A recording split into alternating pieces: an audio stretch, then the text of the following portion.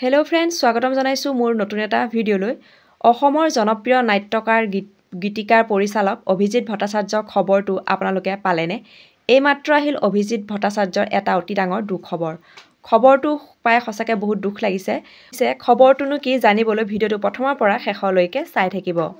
মাতৃহাৰা হ'ল জনপ্ৰিয় নাট্যকাৰ পৰিচালক অভিজিত ভট্টাচাৰ্যদেৱ। আজি ৰাতিপুৱা 7:30 মান বজাত তেখেতৰ মাতৃ শ্ৰীমতী প্ৰমদা দেৱীৰ মৃত্যু হয়।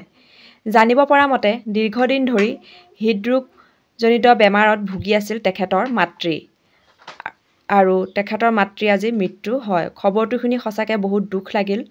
অভিজিত ভট্টাচাৰ্যদেৱে লিখা প্ৰতিখন নাটকৰ প্ৰথমজন শ্ৰোতা আছিল তেখেতৰ মাতৃ। তেখেতৰ মাতৃৰ বিয়োগৰ খবৰে সকলোকে ব্যথিত কৰি তুলিছে।